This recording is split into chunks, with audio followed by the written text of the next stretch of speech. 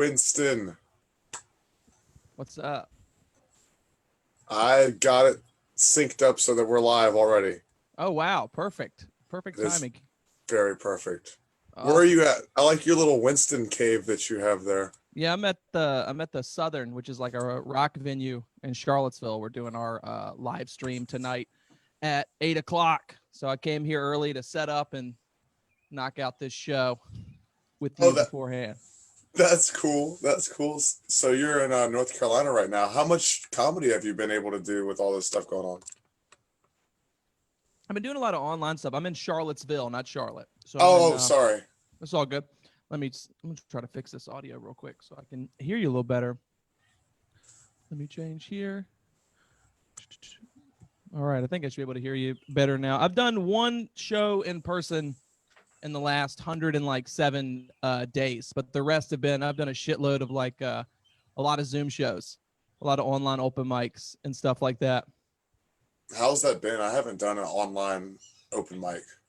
It's different, man. It's not the same thing, but like I've met like 100 new comics that I didn't know before this, made connections like all over the country, and it's a bunch of like it's weird. It's not a lot of super established comics doing it, so it's almost like performing for audiences when you're doing it online on these open mics, because it's you know how it is, man. You do a bunch of open mics, and if you're working on a new joke and the same comics are at the show, they're not going to give you any feedback or anything because they've heard it a bunch.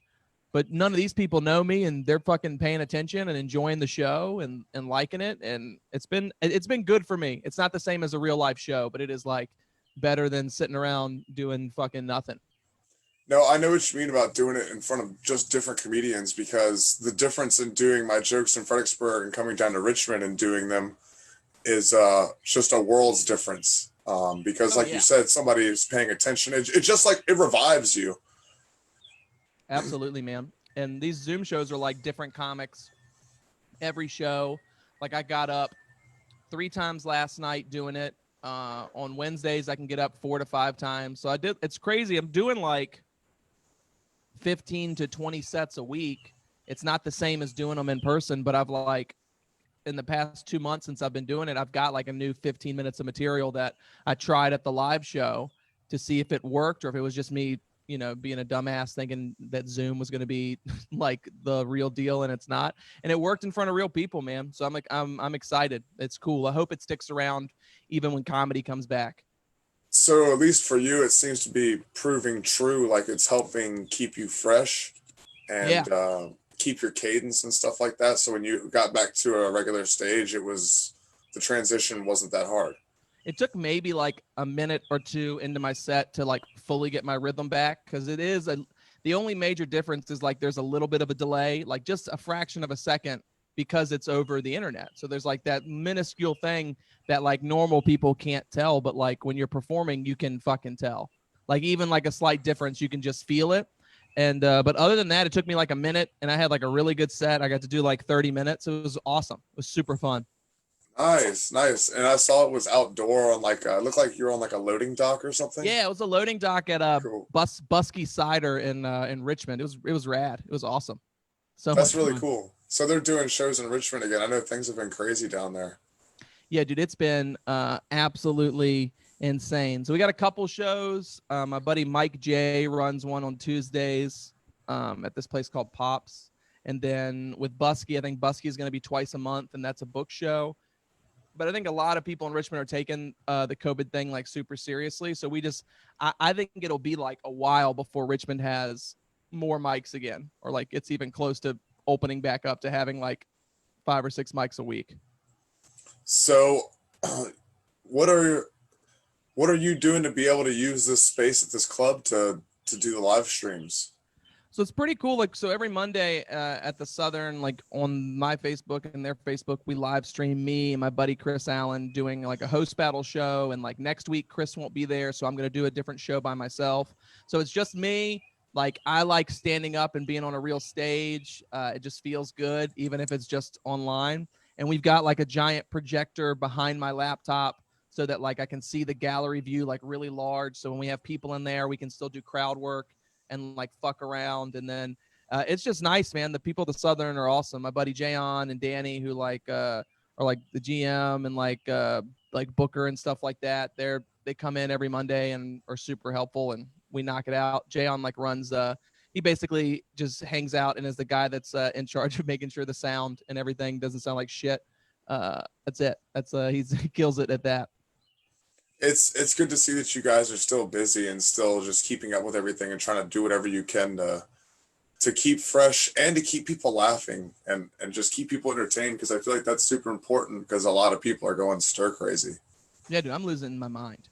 It's like apps. What about y'all? I know y'all have like some shows that are going on up there.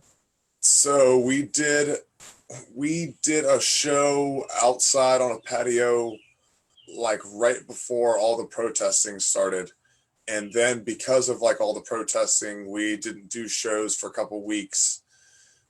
And then we just started back because now what we've moved into like phase 2 or phase 3. So since the occupancy levels have opened up for some of these venues, they're allowing us to do open mics again with a limited occupancy. That's and then cool. Since I know that like these venues are hurting because nobody's been making money, a lot of them probably don't have money for entertainment budget right now. So I think a good piece of advice to any comedians who are out there hungry, trying to book shows and get a name for themselves is try and see if you can book something for free.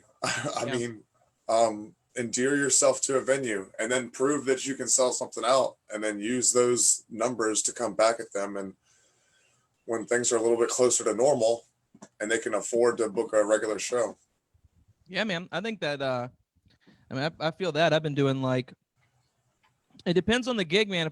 If I'll do stuff for free that I like want to do. So like, I've been booking some private shows on Zoom where it's like, I'd send them, like they send me an offer. I tell them how long I'll like do it for that amount. And like, I've had a couple, like this lady that runs this, thing down in Virginia Beach that's like for parents of children with autism. She's done like 2 comedy nights where she has a Zoom, she sends me money, and I just kind of sit in and I just do crowd work for an hour and I just kind of like talk to the people that show up.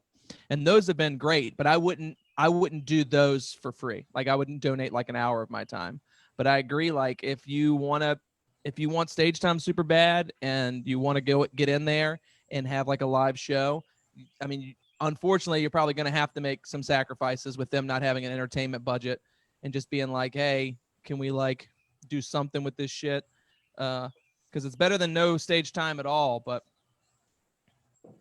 yeah, it's definitely better than no stage time at all. And it's definitely not a piece of advice I would give to a comic at your tier, because you're like a tier or 2 above me, at least. But to someone that's at my level or lower, like if you're hungry, I don't know, if you really want to get your name out there, try something weird. I see if you can get your foot in the door somewhere, why not? Yeah, exactly. And I would really recommend, if you're a comic and you want to perform, and because I'll see a bunch of people be stuff like, oh man, Zoom's not real comedy. It's not the same. I'm not ever going to say that the shit is the same at all. But like, to use it to like, if you're getting up, because you guys have a Tuesday night and a Thursday night, right? Like open mic? Yeah. So and they're like, about to be kind of rotating. So we have it's going to be every Thursday in July. Okay. So you got like 1 or 2 shows a week you can get up on, which is pretty cool. But like, if you could, in addition to that, get up 10 times online, why would you like not do it? You can practice the jokes in front of comics for those 10 times and you'll get some feedback and you can tighten the jokes. And then you got the 2 times a week where you're in person and see if you're like making any progress. Like I'm a huge proponent of these Zoom online open mics purely because when regular stand-up comes back, I can't wait to be in a world where I'm doing 2 shows on a Friday night. And when I get off stage, I can log onto Zoom and knock out another 2 open mics before I get on stage again. Like it's just more stage time for everybody. And it's not as good as stage time. It's not the same, but it is better than sitting around and just writing and not having anyone to bounce your ideas off of. Right. And then like in those times that you said where you would be doing Zoom shows before or after live shows, it's a good warm up. You know what I mean? Get you in the zone, man. I will say it's so true because I'll like last night when I did 3, my third set was the best because I was just like kind of in the mood by that time happened, and like the times overlapped. So I like hopped from one Zoom room to another Zoom room, and it had that feel of like if you're in a town that's got multiple open mics in a night and you're just asking showrunners like, I got to go early. I'm going late on this other show. And you don't even have to fucking put pants on, man. It's fucking rad. So dope. Are you wearing pants right now? I changed into pants. I had shorts on when I got here, but I was like, I'm doing a show. So I'm like, I'm going to put real fucking pants on. So that's still a rule of thumb for Zoom comedy shows is don't wear shorts. For me, it is just because it's like, it didn't feel right. I've done a couple with shorts on and I'm just like, I already feel shitty sitting in my car doing it, or like, I don't know, like doing it on my phone with like some shitty headphones but like for me, all the things that I can control, I just feel better when I have pants on. So let's just feel better, man. Like it's so little we can control in comedy. So just in life recently, I've been getting to a point where I don't like being in shorts in public unless I'm like, there you go, going for a jog or going for a swim or something. I don't know. I just feel like immature, and maybe it's just cargo shorts. Maybe it's the cargo shorts. Yeah, it might be just you have too many pockets, man. Like I think if you either added some nice legs to those shorts or get you some fucking less pockets, I think you'd be feeling pretty good, man. Is that so? Should I accentuate the long legs? I was thinking my long legs are what is making it look goofy. Maybe, but like if you look goofy, it's comedy, man. Who gives a shit if you look fucking goofy? You're tall. You're a wildebeest, man. You're a huge dude. You gotta fucking own it, man. I'm like 5'9.5". If I had like crazy long legs, I'd be wearing booty shorts on stage, dude. Just fucking it out. I'm owning it. Oh my god. But yeah, then it's like if you have shorts, you have to write jokes about it. Like you have to acknowledge it. Dude, I won't lie. It is like one of my least favorite things to see at an open mic is and you know, this might not be right. If a comic gets on with shorts on stage, mentally my mind just kind of checks out because I'm just like, this motherfucker doesn't give a shit about what's going on right now. They're not trying. Come on, get some fucking pants, Scott. Come on, get some goddamn pants. Get the tearaways. Get the tearaways. The breakaways, like we're in the NBA. Yeah, get some breakaways that go from capris to shorts. That's what you need. You can show your ankle. That's fine. You can show your ankle. Where are you based out of, Winston? Are you in Charlottesville I know you're in Charlottesville now, but is Richmond or Charlottesville? I'm kind of like in between. I like live in the country, but like I just got a room in DC. So in July, I'm moving to DC. So I will be based out of the nation's capital during COVID, starting next month. So I'm excited. It'll be a big change. I'm nervous about it, but I've been doing stand up like 5 years, and it really feels like it's time to like make that next move to try to make something happen. Yeah, that is when you're from the areas that we're from. That's definitely the next move is the DC market. So do you already have excuse me? Do you already have like some ins up there, a network? Yeah, I've like so like I already when everything's happening, like I can get up some at Big Hunt, I can get up some at Draft House, and like I work the DC Improv pretty regularly, and I've done a few shows at the DC Comedy Loft. So like I know a bunch of really awesome comics up there. I go up there a lot. I've worked Magoobies, which is the comedy club that's like close to Baltimore, but it's not Baltimore. So like all that stuff, I luckily have like already. Like I just put forth the effort to like do the drive that you need to do to get up there, even though I live so far away. And now that I've made those inroads to those places, I'm like excited to kind of see how far it can carry me when I'm going to be someone that can be hit up at a minute's notice, as opposed to like, I kind of needed to know in the morning so I could make a fucking 3-hour drive after work. Right. And then also it's going to be good just to go up there into that setting and pick up your momentum up there, and then get to a point where you're making all the networking and meeting with all the people that you are in Charlottesville and Richmond, and then start establishing your own shows and things like that. Yeah, absolutely, DC. Man. I'm excited because I've got such good. The Southern's really awesome here. So it's like my home base. They when everything's going on, they got an open mic every Monday. That's why we're doing the live stream on Mondays. We do a bunch of really good book shows here, and it's the type of thing where like they do the book show like once a month anyway. So I'll still be able to come back and participate in those and like help book people and do those shows. And I'll also be able to like come back to Richmond when I need to, and also help those guys when they come up to DC and they either need a place to crash or just need someone to like point them out in the right direction and shit, man. Like I'm excited, and it gets me this much closer to New York. I'm like a bus ride away. I can't wait. Yeah, I was gonna ask what your next hop was because you seem like you're not the type to stay in one place. So It'll be New York after DC. I think we'll see. I don't even necessarily know if you need to go to New York or LA to get a career anymore after COVID happens. Like I don't know what's going to happen with so much stuff being remote. I don't. This might be a year. This might be 2 years before, because like I've heard stuff where like the Comedy Cellar might not open up until after the first of the year, like which would be insane in New York. Because if they're not opening up, I don't see a lot of other places doing it either. So we'll see what happens, but New York would be the nice next move just because of how much you can get up, and that's just the mecca for comedy, man. You're either a New York or an LA guy. Those are the two meccas, and you just got to figure out what your vibe is for what you like to do. So you think your vibe is New York? Why do you think your vibe is New York more than, because you've been to the Comedy Store, you've done time at the Comedy Store. Yeah, I did something in the Belly Room, and I mean, it's not fucking crazy. It was the show that I didn't know was a bringer show, but it was a bringer show. So I got to go up like at the very end of this shitty fucking bringer show after the headliner, who ran over time and was like kind of a piece of shit or whatever. So like, yeah, I've worked the Comedy Store, but I don't know, man. I just don't like LA. I was out there, and I think if you're not already a name, I don't know, man. It was LA was so big, and it took so long to get from one side of LA to the other that like even though there's so many shows going on in LA, due to traffic and the size of it, it is really hard to get up more than 2 or 3 times a night. And I want to go to somewhere like New York where there's the possibility of like I can get up 2 to 4 times a night in DC. So like, why would I go to LA with so much more expensive when I can just go to New York, which may be more expensive, but it's like you can get up 6 or 7 times every night. So your 5 minutes, you could like crank out a new 5 minutes every week if you're doing 5 sets a night. That's 35 sets. That's enough time to like get a solid 3 to 4 minutes of new material. Yeah.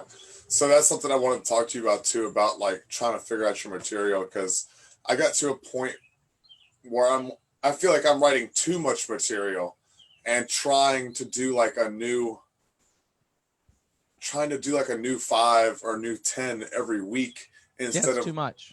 Instead of like doing an act that I already have kind of coordinated from other 20-minute, 10-minute acts that I've done, and then slipping in a new joke to see how it works. Yeah, I mean, like there's a weird line. Like I'm pretty lucky in that I can like I can turn over material pretty quickly, but like not everybody can. Like I can turn over pretty good material pretty fast. Like I said, the Zoom in the past 2 months of just doing Zoom shows, I've got a new 15 minutes that works really well and is really good. But like outside of that, I'm always a proponent of like if I've got something I really want to try, this is a better analogy. I think this will be the best way to do it.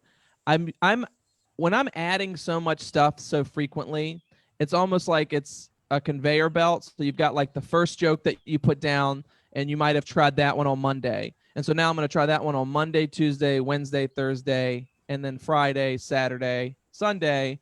And then hopefully it's close to finished on the following Monday.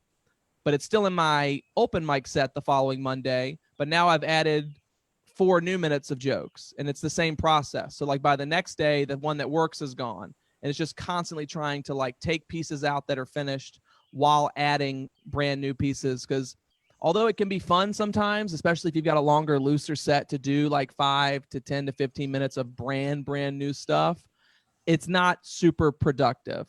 Like pulling stuff in and out. Like how do you keep track of your material? What do you do? Like what do you notebooks? Do you use an app? What do you got? I have several notebooks. I have several composition books that are just like chaos. And then what I've done is I've gone back and either before I did the laptop, I would go back and then like skim through and find my jokes and then write my entire act that I was going to do, whether it was like new material, old material, I would do it like that. Recently, what I've done is I've gone back and I've just inputted my notebooks, like 6 of them word for word, into my laptop. Wow. And then gone from there and organized it to like these are my drug jokes. These are my religion jokes. These are about dating. These are, these are my unused jokes. These are miscellaneous jokes. Yeah, everybody has like a different yet equally insane way of keeping up with their material. It is like all comedy is a bunch of fucking Unabombers that can't agree on how to write our manifesto. So we do it. So do you use the OneNote app? I tell everybody about the OneNote app. This comic, Matthew Deakins, I will always give him credit. Matt Deakins, he's a great comic. He's based out of DC. He's one of my really good friends. He introduced me to the OneNote app a couple years ago. It is the best way to keep track of your material. It's cloud-based. You can access it through your laptop or through your phone. It's from Microsoft, so you know it's not going to be some third-party thing that gets taken off the fucking servers because it goes under. And it's free. So I'll show it on the laptop. The way my shit is set up is, oh, it's too bright. But it's got like bits, and I click on the bits thing, and then my bits are separated into premises I need to try, stuff that I'm working on and tried once, old jokes that I need to revisit, finished jokes, clean jokes, one-liners, transition notes, so like stuff trying to like do segues and stuff, trying to put things together as an hour, how to order my material, and all this shit. But like it's just so nice to have it where it's like, okay, I want to try a brand new thing tonight, but I didn't come up with anything today. Let me click on my premises to I got like 90 things in there. I can grab one, try it. If it kind of works, I'll move that into the stuff I'm working on pile, and then just slowly, just seeing a quick visual representation of your progress will make you write more. It'll make you write better, and it will like keep you from just doing new shit all the fucking time. Because you can fuck yourself by doing too much new shit, man. I've done it before, where you just bomb for like fucking 3.5 weeks, and you lose your rhythm a little bit. Everybody does it, but just trying to find what works right for you, man. But if you're doing like 10 new minutes every week, that's too fucking much, dude. You don't get up enough to do that. Like if you got to be getting up like Bill Burr amounts to be, because if you're headlining and doing an hour, the people will not care if you do 45 minutes of old stuff and then just throw 15 brand new minutes in there. They don't give a shit at all. But you got to make the most of your 5 to 10 minutes every night. For sure. So you think I should just be like, it sucks for the other comedians that see me every week, but you think I should be just tightening, like act A, act B, act C, and then. Well, you have to figure out, like, are you doing stand up because you give a shit what those other comedians think? Right. Like, why are you doing it? Like, I do it. Of course, I want my peers and stuff to respect me, but like, I've done it long enough that I get the game. It's like I have people that really respect me and fuck with my comedy, but they might not laugh every time just because they've heard it. That's not them saying I fucking suck. It's just them, like they've heard it a bunch. So once I got over that anxiety, it really helped me a lot to be like, Anthony Jeselnik said it best, man. Everything I write because I think it's funny, but everything I keep because the audience thinks it's funny. So everything that's in my act is shit that me and the audience both think is funny. And I don't really, if the comics aren't laughing at an open mic set, it can be frustrating and upsetting, especially if it's just comics in there and you're like, fucking help me out. But we're all comics, man. We can't help it. If you see the same shit over and over again, sometimes the act is more important, like, than the laughter, honestly, at that point. Like the cheap laughs you could get from playing to the back of the room, that shit doesn't fucking matter when you're trying to work clubs and like headline small rooms and just build your way up. The audience is the only thing that matters. Okay, I got you. And it hasn't just been like playing to other comedians too, but it's also been just overwhelming myself or me wanting to try new stuff. And then I go out there and do like 80-20 new stuff. And then, something I know works. I mean, 50-50 is a pretty good mix, man. Like 80-20 is a little too much. And I'm not saying you're trying to play the back room. That's just a more general advice, using you as a jumping off point for other people, because that's something I would do. I would want the comics to like what I'm doing. And then I realized that afterwards, there's comics who I really like what they're doing, but I don't necessarily always laugh. So like, that doesn't mean just because, you know what I mean? So like, I think that 50-50 is kind of the way to go, because you can open with something always works, or something that you're working on that works pretty regularly. Do 2.5 minutes in the middle that are brand new, and then try to get off stage with a laugh with a joke that usually works. You just fucking sandwich that new shit in there, And then you get the feeling of, oh, I had a good set, but also that shit in the middle fucking worked. That new thing in the middle worked. Holy shit. Fuck yeah.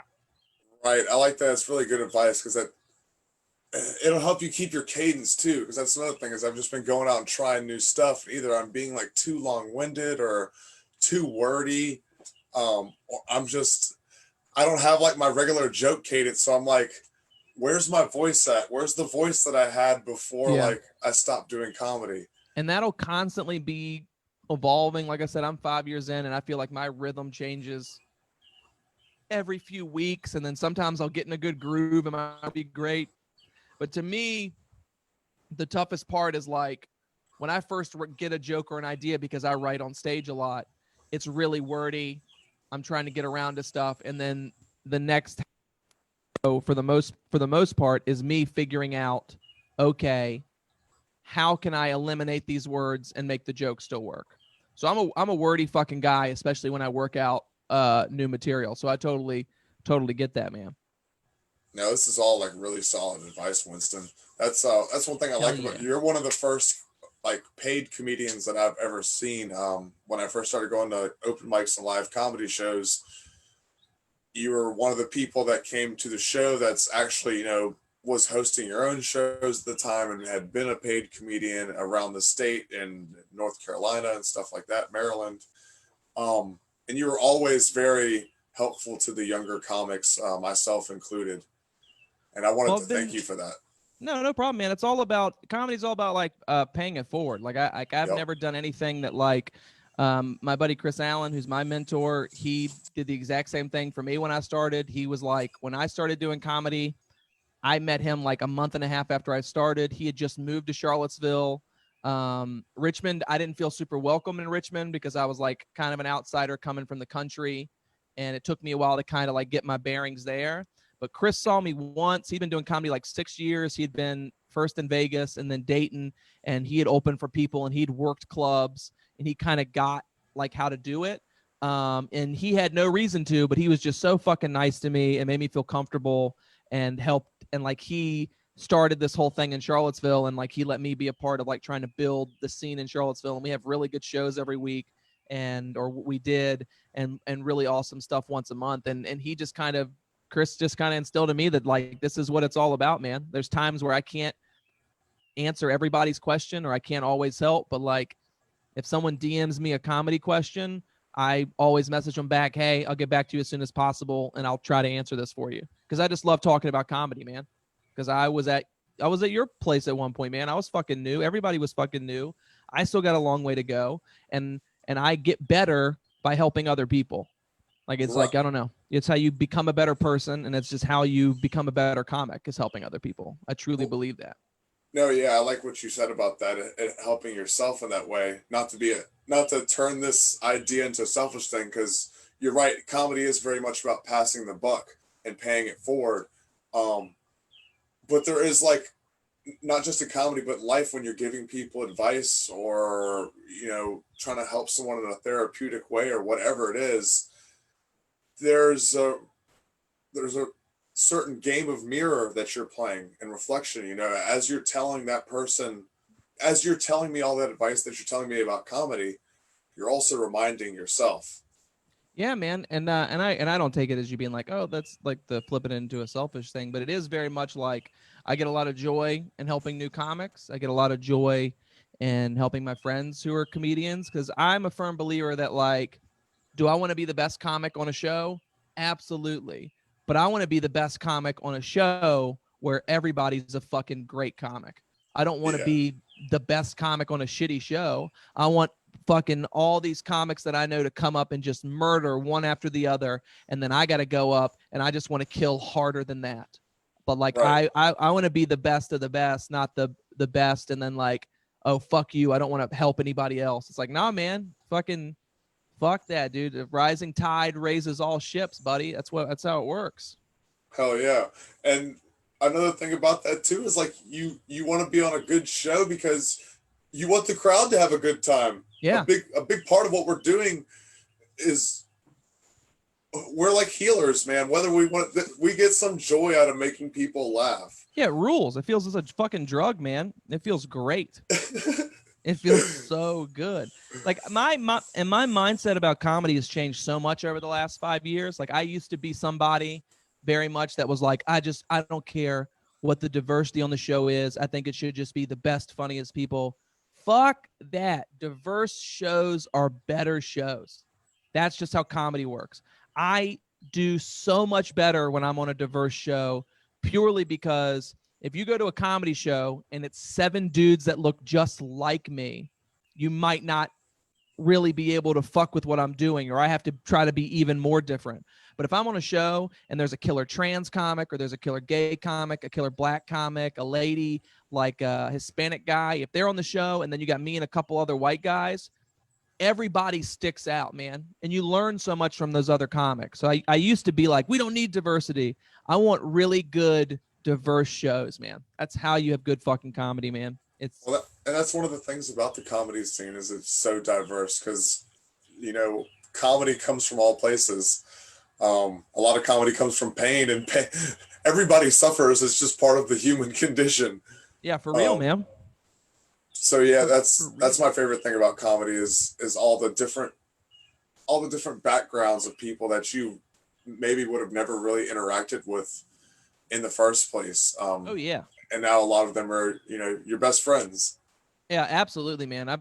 It's really opened my eyes to so much stuff, and I've learned so much from so many different people that I just didn't know when I started doing comedy. Like I have the most diverse group of friends I've ever had in my life, and it's made me reflect on a lot of stuff that I've done in my past, a lot of like thoughts that I've had in my past, and I've had to reflect and grow and change. And dude, my comedy is so much better because I know all these different people. Like I think I'm a pretty good comic, and I wouldn't be the comic that I'm right now if I didn't have like Chris, who's like a married black guy with a kid, or I didn't have like all my other friends and shit like that, man. My friend group is diverse as shit, and I love it. Virtue signaling, Winston. Yeah, I'm virtue signaling, baby. It's what you got to do. You need you, diversity, baby. You need it. no, I totally agree with you though, because and it's also been good because I'm fucking hippie, man. So it's also been good to be around like people that are in the military or have worked in law enforcement, people that are lean more right than I do or more conservative than I am, to hear their outlooks on not just on stage but in conversation and stuff. Yeah. It's healthy not to live entirely in an echo chamber. Yeah, I agree, because it's like it informs your opinions, and if you live in an echo chamber, you start to think of like those groups of people as others, and that kind of makes you even get farther and farther apart. We're like I've been having some really tough, honest conversations with a lot of old friends and a lot of like family members and stuff that just view stuff a little bit differently than I do. But like I still love those people, man. I don't view them as other. They're just a different experience, and they don't have the experiences that I have. And so I'm going to try to do some of the legwork and share with them my experiences and talk to them, you know, empathetically, and try to make actual fucking positive change. Yeah, you're an educator too, by trade. Yeah. So you know the importance of just trying to educate someone instead of shame them and just belittle them. Yeah, especially because I was ignorant as shit, man. I was an ignorant, dumb fucking moron. It's like, yeah, don't fucking like, yeah. I'm not gonna shame this person and feel like shit, because if I was judged on who I was before I started doing comedy, man, it's like I would be a fucking asshole, and I wouldn't have any of the friends that I have. But people got to be allowed to change. But when given the option to change, they got to fucking take it. That's the only thing. Because you can't. Yeah, I don't stand by with fucking assholes. But yeah, because whatever you're not changing, you're choosing. yeah, that's a choice, man. And I promise everybody that's listening, I don't normally talk this much shit about this shit. I'm usually funnier. I promise. I'm usually pretty good at comedy. It doesn't usually get this serious in my day to day. No, you're just dropping a lot of data right now. I love it. You are a hilarious comedian. You are a very funny gentleman. Yeah, anyone that's listening to this is just like, no, this guy's a fucking what is this shit doing? The podcast is weird, so it's hard to like force funny. I don't know. It's just a natural conversation. Like we get in this stimulated, like it's like we're both reading a book. Yeah. And we're trading all this information with each other, and it pumps you up. And you kind of lose sight of like make funny, make laugh. Yeah, I think that like even if we'd had this talk like a year and a half ago, like before my dad passed away, I think I would have felt more inclined to just be trying to make jokes the entire fucking time. But like I have become way more sincere the last year. I've got like a weekly podcast where me and another friend who both lost our fathers to pancreatic cancer, we just talk about grief and use comedy, and the comedy comes naturally during that. But I promise anyone listening, if you come to a show, it is 100% comedy. It is it is all jokes the entire time, not making points. What's the name Just of your having fun. podcast? Where can people find your podcast? Oh man, I didn't know about that. yeah, you can find that podcast. It's called Dead Dad Comedy Pod, and it's on Apple Podcasts, Spotify, and Google Play Music. And just every week, we might interview, like we interviewed this comic that I'm good friends with, who his girlfriend took her life over Thanksgiving this past year, and we just talked about the grieving process. And it's purely about how to deal with grief through comedy. And if you've lost someone, or you know someone that's lost someone, or you're just trying to like figure out if it's okay to feel certain ways, it's been pretty fun and cathartic to go through and talk about what this whole process has been like for me. So I've had a lot of people reach out and they really dig it. I just have to be better about promoting that one, just because it's a pretty sincere thing. And it's the first time where like I'm talking about real shit, but also being funny. So it's pretty good. It's the hardest I've ever laughed is during that show about some really fucked up shit, but it is like, it's cathartic and it's good, man. That does sound very cathartic. And the polarity of emotion when you're talking about something that's somber and somebody cracks a joke, it will make you laugh harder than you've ever laughed. Harder, man. Like when someone can make you laugh and you're on the verge of crying, like when you're like teetering on that uncontrollable emotion and then someone says something and then you just start crying. Dude, it's fucking amazing. It's so fun, and it's helped me grow and work on meditation and mindfulness and therapy and stuff like that. So I'm definitely a way different person than I was a year ago, and it's made me a much better comic, which is super dope. Meditation and mindfulness is something that I've been working on too. I've been trying to block my time, and that's something that's a big part of what I'm doing because I'm trying to better myself as well. Hell yeah, man. So you say it's made you a better comic. A lot of comics worry about fixing themselves, their depression, their trauma, that they'll won't be funny anymore. You think that's insane to me? You think it's like a shadow work that you've done? I think it's just like when people's, I don't know, man. I don't think being fucking sad is what makes people funny. Like, I don't think that that's like what it is, because it's like I have always been pretty funny, and I didn't deal with a lot of depression until I got into my mid-20s, and then I started doing comedy, was still funny, and now that I've worked on a bunch of stuff, even though I've got my own problems, I see a therapist every other week pretty much, sometimes once a month. I try to, like, even if I don't remember to meditate, just take moments throughout the day to just like be present and understand what's going on. I've got issues, but I'm way happier than I've been in like a long time. And my writing's better because I think that like it's a lot easier to connect with an audience when you're like more in tune with what you have going on mentally. Right, when you're in touch with yourself, because like I said earlier, we're all kind of playing a game of mirror with each other. So if you can't love yourself, if you can't be in tune with yourself, then how can you be in tune with this conversation or with a crowd of people? Yeah, absolutely, man. How can I? But like also like now like it makes it more okay for me to make fun of myself because I'm more secure in myself to make fun of my flaws and stuff that I would maybe feel like I needed to hide. Like I am in the process now of working on a special that is like my dad's 1 year anniversary of his passing was like 2 weeks ago. So over the past year, I had written like 15 to 20 minutes of jokes about his death. They were all like dead dad jokes. So on the 1 year anniversary, I visited his grave for the first time, and I performed all that material to him at the grave. I did the material in front of the audience at Buskey, and coming up soon, I'm going to do a Zoom show with all that material, and all the people in the audience are going to be people that have lost someone. So it's going to be an audience full of people that are grieving, and I'm going to edit it all together.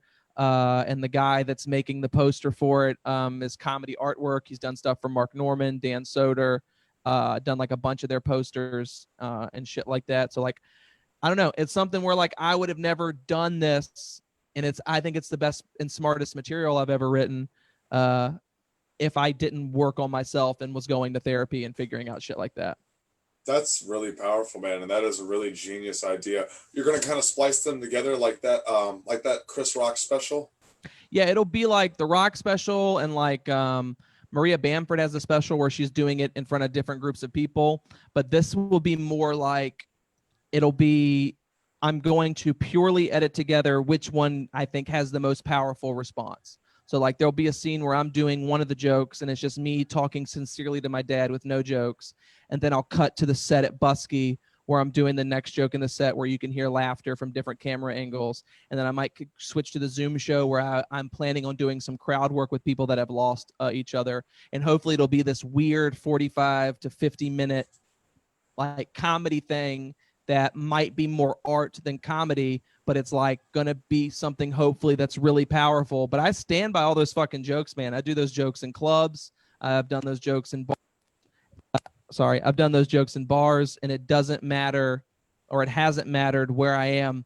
That shit fucking works. Like that material is good material, so I'm pretty stoked on it. Now, I already know that's gonna be good. Like I can feel it coming off you when you talk about it, and I can kind of see the idea in my head, the way it crosses over. I love when something like that comes to you. You're like a maestro. Yeah, dude, it feels cool to like, I'm doing all the editing and shit. So it's going to probably be out by the end of July, hopefully. And I'm sure probably going to be pulling my fucking hair out trying to get it done. But just like making a thing during quarantine that's good and positive. And like, if people want to see me doing crowd work or they want to see me doing just funny stuff, I can send them to my YouTube. But if you're someone that enjoys more powerful works of art or whatever, like you want to feel some shit and not just laugh, I'll have this for them too. I like doing stuff for everybody, man. Clean, dirty, churches. I like making fucking everybody laugh. So having something for everybody is something that's like very important to me, like for my comedy. Yeah, 100%, dude. I like making everybody laugh too. Just it usually doesn't always come out for everybody. Yeah, it happens, man, and that's all part of it. Like you're not gonna kill for everybody all the time, but like if you're trying, it just makes you a better comic. It makes you easier to get booked, and I don't know, man. All my favorite artists go through different periods, dude. Like every Kanye album doesn't sound like the previous Kanye album, and he's a fucking genius. So I think that like sometimes for comedians especially, we don't really appreciate when they evolve all the time. And I'm hoping that I'm evolving and can work all these different rooms. But just like, I like that right now I'm in quarantine. I'm pretty depressed and sad about my dad's passing. And instead of just being fucking down about it, I'm going to make this cool thing. And hopefully it'll be like a stone that I can like step across and then go to whatever the next part of my comedic journey is. Yeah, I like that. I like that. I haven't actually got to like finish a project yet, or like, I haven't done like a special or anything. You know what I mean? So it's gonna be cool. I was talking to my friend who's a musician about how he can make music and put it out, and then it's out there. You know what I mean? It's done. You can perform the songs at shows and stuff like that, but you can kind of look back on the sequence and you've created a project. It's a finished project. Yeah. And with my comedy right now, it just seems like it's amorphous. It's like the clouds. Yeah. And you'll figure it out. But like everybody, I think, should feel that way, man. I released an album my second year in comedy, and that was too early for me to release an album. Like it's a thing that looking back on it, I'm like, man, for a dude that's 2 years into comedy, that's a pretty good album. But like I would never now, I wouldn't release that. Like if I had it saved and I waited, I'd be like, no, it's not good enough. But like, it's okay to release stuff that in the future you will look back and think is shitty. That's fine. Like finishing shit is so much more like fucking, I got this album, maybe 200 people have listened to it. It didn't affect their opinion of my comedy at all. You know what I mean? Like it didn't ruin me, but now I've got this cool album that like my dad got to listen to my album before he passed away. And I think that's fucking cool. So like small stuff like that, finishing a project is always really fun. Just getting it out there, whether or not you got people that are hating on you or just like not vibing with what you're doing. Yeah, not that working on it isn't fulfilling, but once you get it done, and I mean, I've had I've had 20-minute sets and feature sets that were coming up that I had to work hard on and remember. And doesn't it feel jokes. Good? Yeah, it feels good when you go up there and say all your jokes in the proper sequence and hit all your spots and your tags and stuff like that. But you got this. It's not just stand up. You got this podcast. Like this is a thing that you're doing.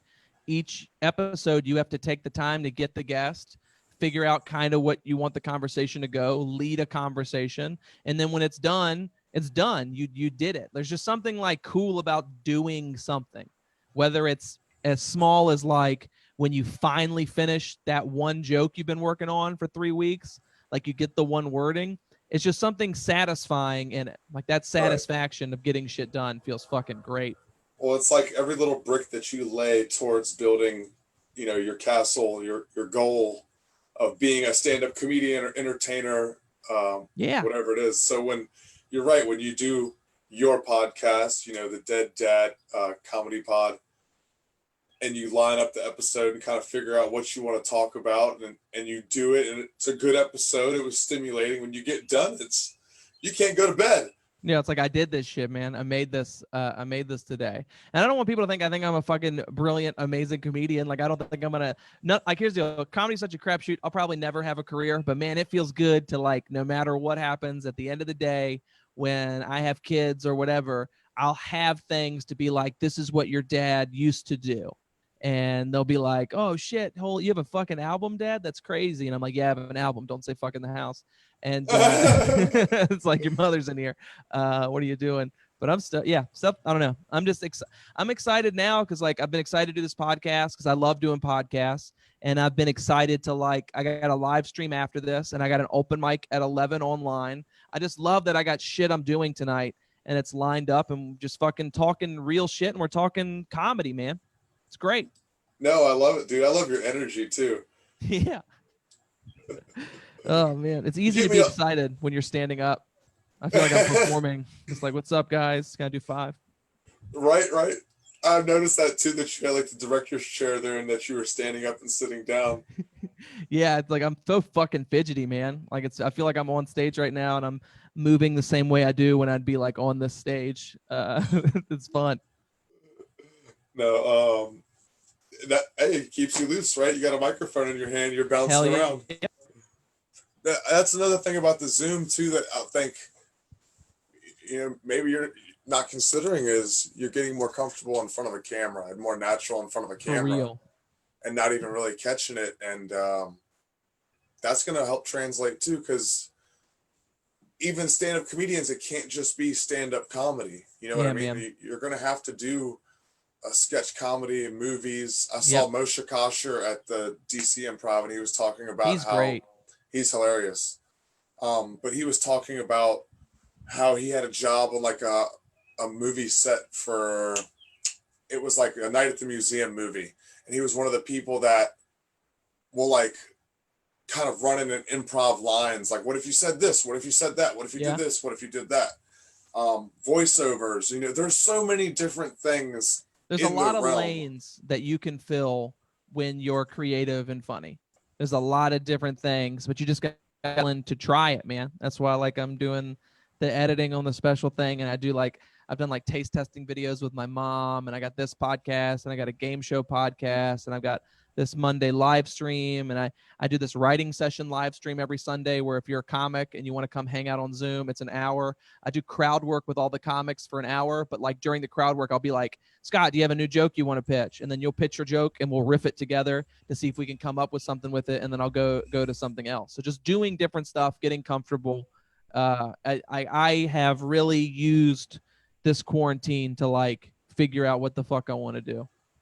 And be okay to, but Moshe Kasher is great. Like he's fucking, I want to talk about him for a minute. I think it's his, do you listen to the podcast, The Good One or A Good One? It's like a podcast about jokes. No, Dude, no. this guy is great. So he brings a stand-up comic or a comedy director or a screenwriter on every week. They take a joke from one of their projects and they talk about that joke for an hour. And it's fucking amazing. It's just called Good One, a podcast about jokes. It is, I cannot recommend it enough. It's my favorite podcast. He had Moshe Kasher on, and Moshe Kasher talks about what he likes to do on stage, and it really made me feel better about what I do on stage, because he said he did a special where it was just jokes, like for 45 minutes. But he has realized that that's not the type of comic he is. The type of comic he is he wants to do like half crowd work and half material. And just hearing him talk about how that's okay to do, it's helped me get over my anxiety about being a comic that does a bunch of crowd work and people thinking I'm a hack or anything like that, when it's just like, no, you should just do what you do and do it better. Just do it as good as you can. So like, he's great. He does things the way I like to do them, which is crowd work mixed with material to make a unique show every time you perform. Yeah, I mean, even with, I try to stay pretty rigid to my act, but if something witty comes to mind in between there, if there's a funny observation that you can make on the environment or the crowd or whatever, Go for it. because that helps you connect with everybody. Everyone can see that. Yeah, with whatever stuff's going on in the room. But it's just like, if I'm doing an open mic, it's jokes, because that's how I figure out my jokes. It's only jokes. But if I'm doing a booked show, I'm going to do crowd work mixed with jokes, because I love crowd work. I think it is the most fun thing to do in stand up. And I think it's really hard to follow. And you can you can really fuck up a room for everybody else. It's great. You really, dude, there's something about crowd work where like, if you go in and you're doing a really shitty bar room where no one's paying attention, crowd work usually works better than regular material. And dude, there are times where you can go into a show and you can whip a crowd into a frenzy through crowd work and be extremely hard to follow, because the crowd is just like at this thing where they're just like, we just want you to talk to us. And you can really fuck it up for other people if they don't know how to like reel the audience back in. But it happens. I love it. No, I struggle at times, most times, with crowd work, which sucks because like when I'm hanging out with my buddies and like cutting it up, I feel like I'm hilarious. That's why I, pursued stand-up comedy. But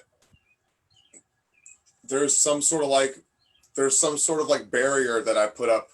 I talked about it the other day. It's like I put on like a customer service voice sometimes, Yeah. especially when I'm hosting shows, And I get that, because you can put out like a host vibe, but like when I'm hosting, I like to do crowd work, depending on the room I'm in, just to get people in a good mood. But just like, there's just something about it that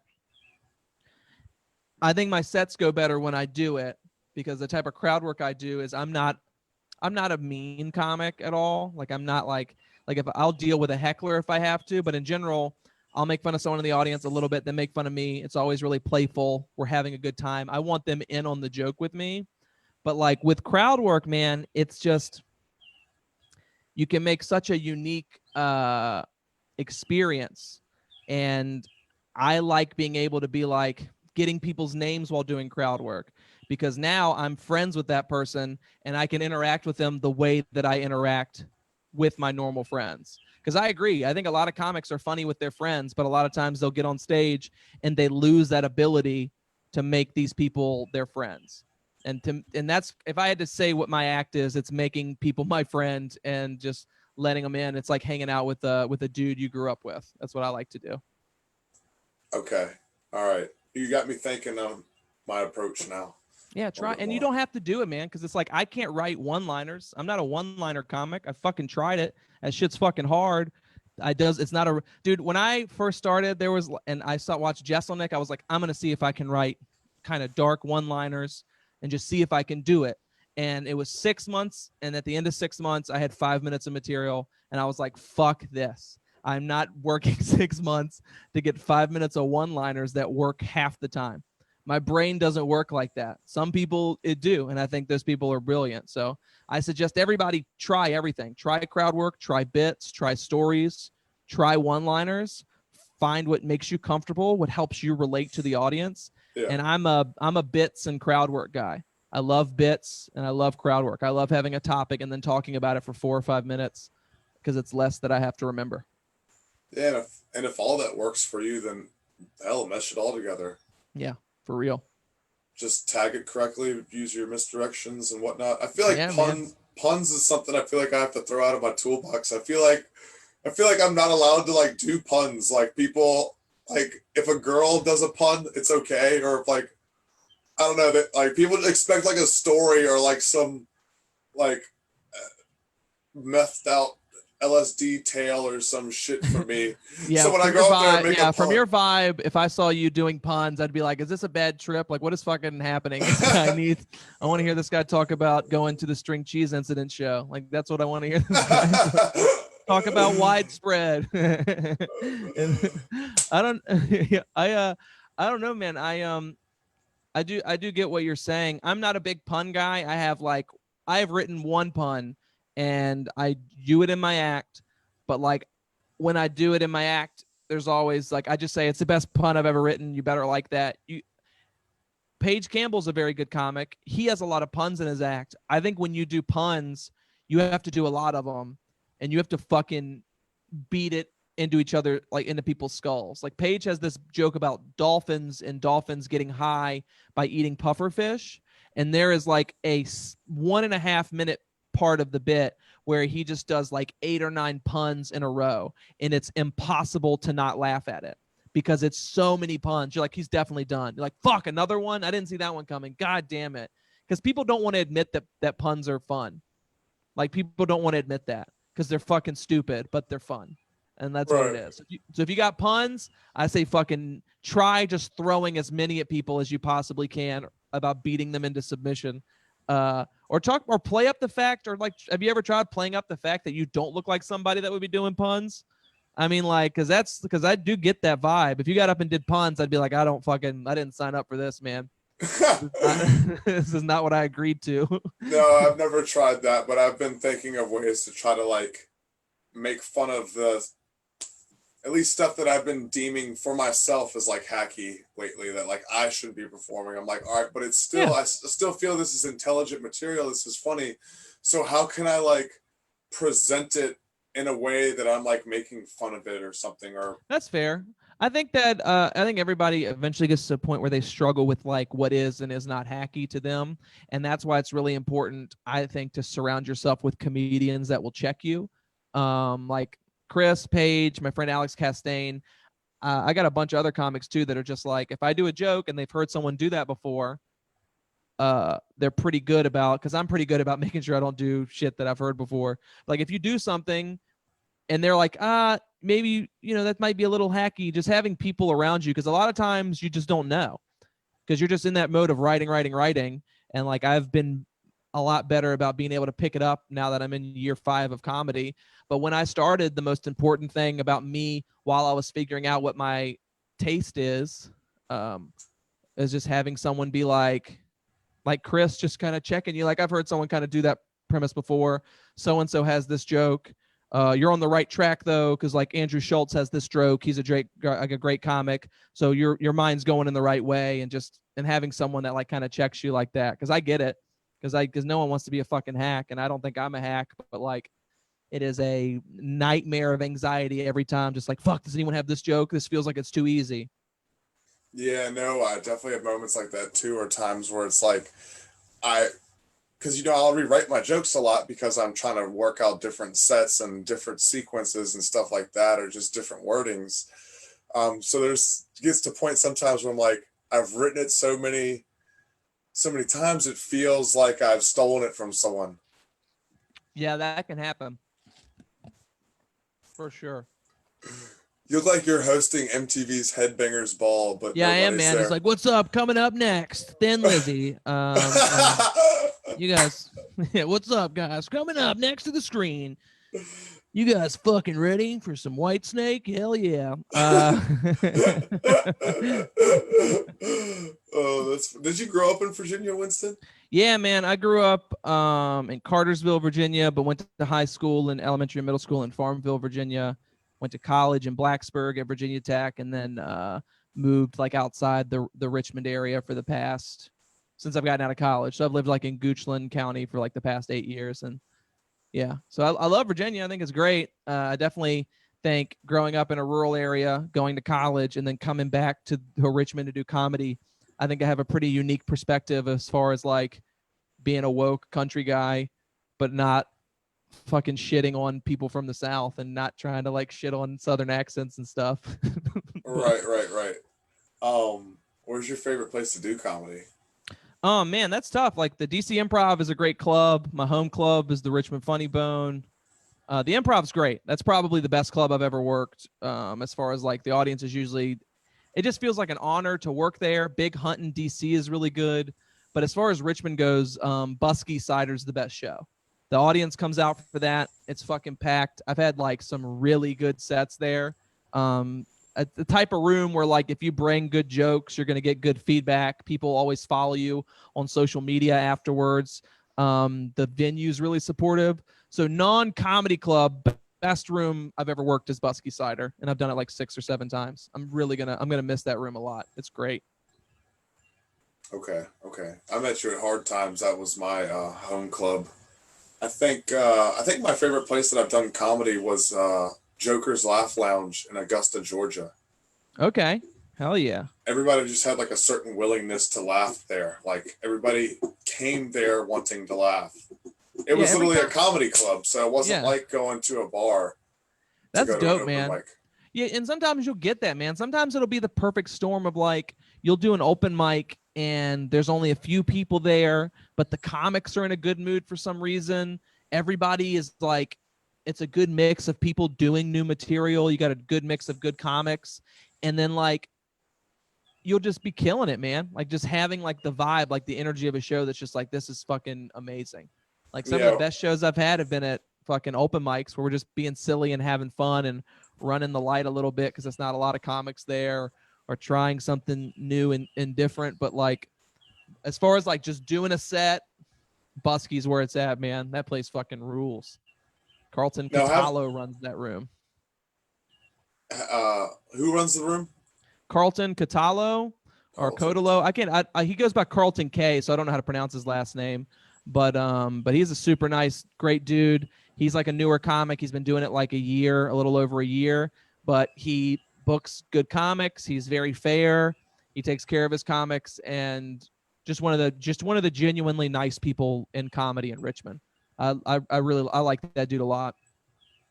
No, when you're cutting it up with your comedian pals before your set, that's when you really get in the zone. That's when you get in the pocket. Yeah, it's fun, man.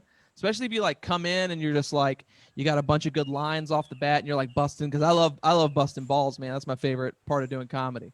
You just come in, you're busting everybody's balls, you're getting good jokes out, and then you're just in the zone of where you're just like, I have a mantra that I say every time before I get on stage, and I just get in the mindset of just like, yep, this is gonna happen. We're gonna have fun. Gonna fucking bring as much heat as I could possibly bring, and just like really have a good time. I do better when I'm having fun.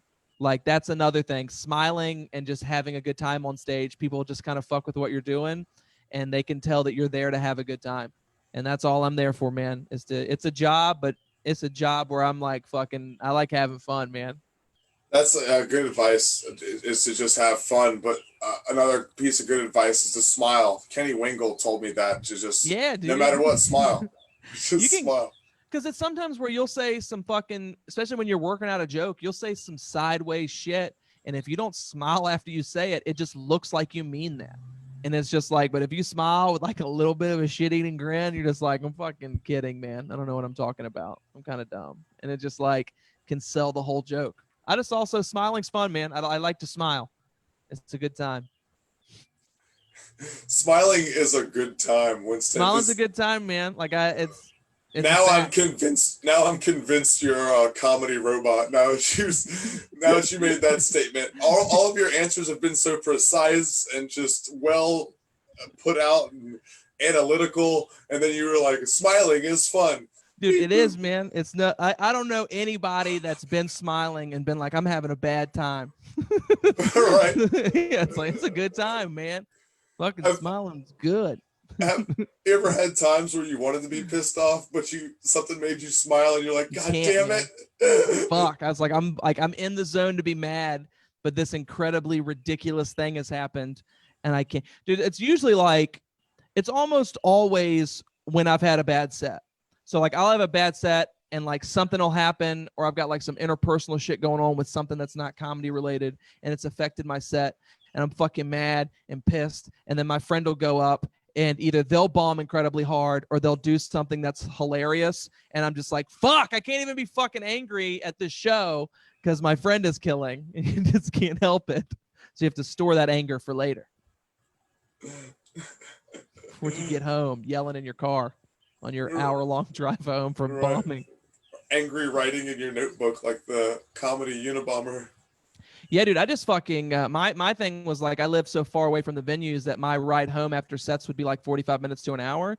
So it would just be me riding home, listening to the set, like just making myself furious, just being furious for an hour ride home, so that by the time I get home, I'm just like over it.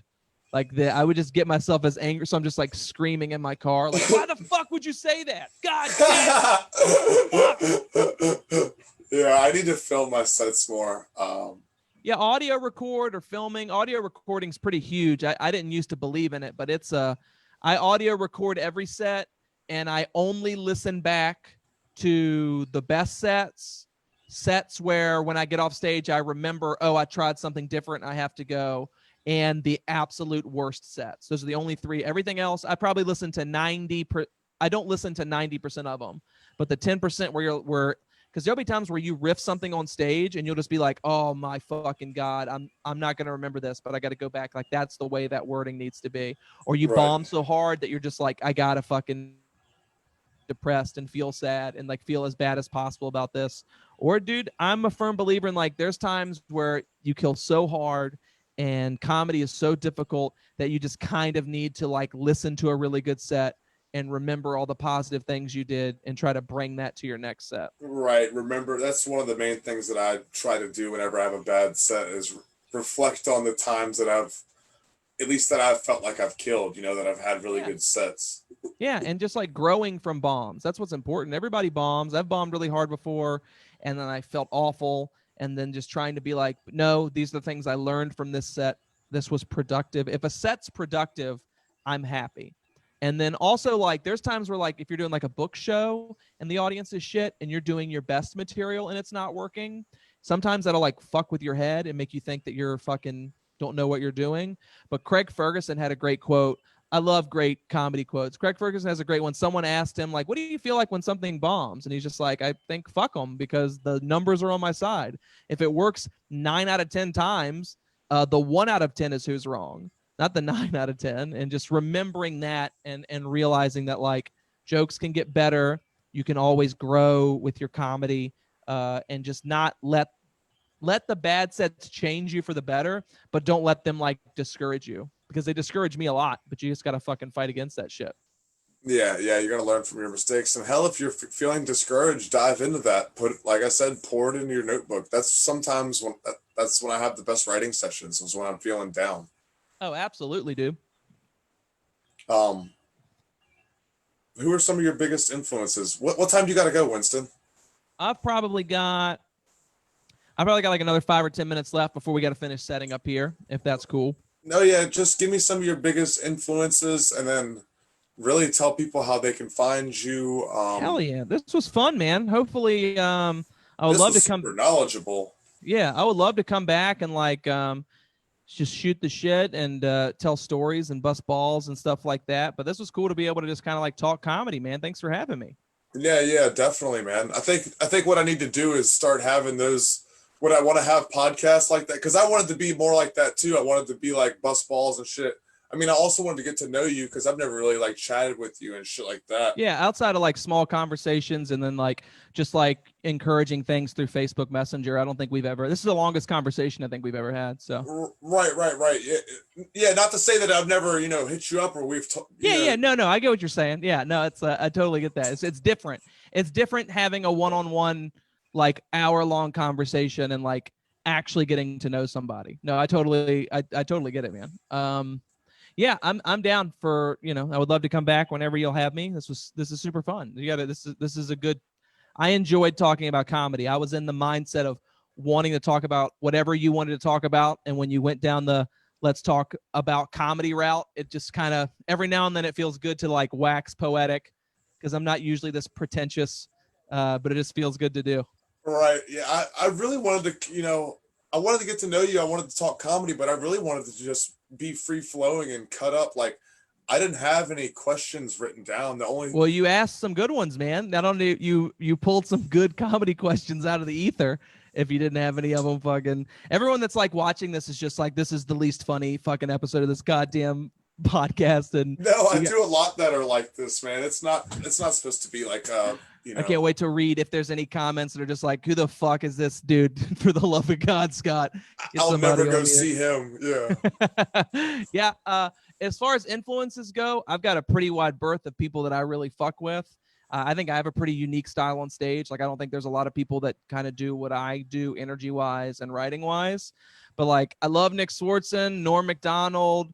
I used to love Sinbad when I was growing up. He was like the first comic I really fucked with and liked. Louis was really influential when I was coming up. Burr is amazing. I've tried to like Kathleen Madigan, Taylor Tomlinson, Maria Bamford. I used to love Cedric the Entertainer, Steve Harvey. I had like a Jeff Dunham phase when I was younger. I am not pretentious about who I like at all. I'll listen to anybody, whether it's a hacky road dog comic or a really weird alt person. Like Eddie Pepitone's new album and special that's out right now it's my favorite one of the year. It's fucking so funny and so good. But there's a lot. I love comedy.